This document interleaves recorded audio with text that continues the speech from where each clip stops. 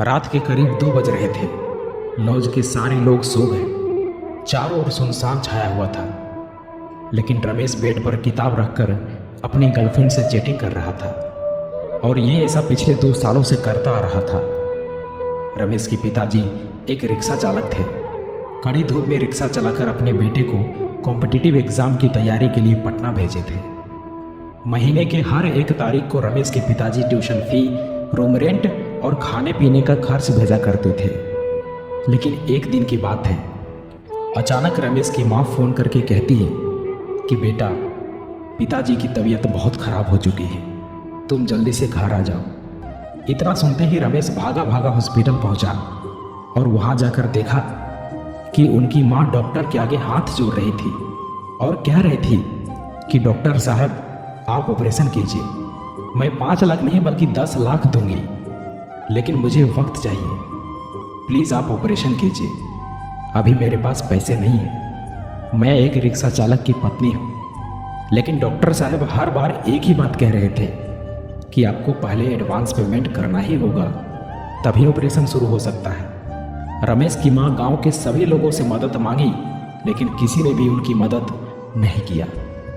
ये सब देखकर रमेश की आंखों से आंसू नहीं रुक रहा था और पैसों की कमी के कारण अपने पिताजी को खो दिया। रमेश चिल्ला चिल्ला कर कहने लगा कि माँ, ये सब मेरी वजह से हुआ है। मैं उतना काबिल नहीं बन पाया जितना अभी तक मुझे बनना चाहिए था। रमेश अपने आप को कोसने लगा और कहने लगा कि काश मैं अच्छे से पढ़ाई किया होता, अच्छे से मेहनत किया होता, तो आज मेरे पास जॉब होता, कुछ कर रहा होता और मैं अपने पिताजी को बचा पाता। दोस्तों, आपके साथ कब क्या और कौन सी घटना हो जाए कुछ पता नहीं चलता। इसलिए अभी आप जो कर रहे हो, जिस काम के लिए आए हो, जो भी आपका लक्ष्य है, जो भी आपका गोल है, उसे पाने के लिए जी जान लगा दो। कोई तुम्हारी पर्सनालिटी नहीं देखेगा, कोई तुम्हारा दुख दर्द इमोशंस नहीं समझेगा। कोई पूछेगा तो बस इतना ही पूछेगा कि कमाते कितने हो। घर वालों ने तुम्हें नाम दिया, अब पहचान तुम्हें अपने दम पर बनानी है। अपने काम के प्रति इतने ईमानदार बनो कि असफलता दूर दूर तक नजर ना आए। प्यार का सहारा लोगे तो एक दिन बर्बाद हो जाओगे। अपनी शान और पहचान बनानी है तो मेहनत का सहारा लेना ही होगा, जी जान से मेहनत करना ही होगा। रोना बंद करो और अपनी तकलीफों से खुद लड़ो। देखो, समय तो तेजी से निकल ही रहा है। अगर वक्त के साथ मेहनत नहीं की, जिंदगी के एक एक महीने, एक एक सप्ताह, एक एक दिन, एक एक घंटे की वैल्यू नहीं की, तो साल के साथ साथ आपकी आधी जिंदगी कब निकल जाएगी कुछ पता नहीं चलेगा। याद रखना, कमजोर तू नहीं, तेरा डिसीजन है।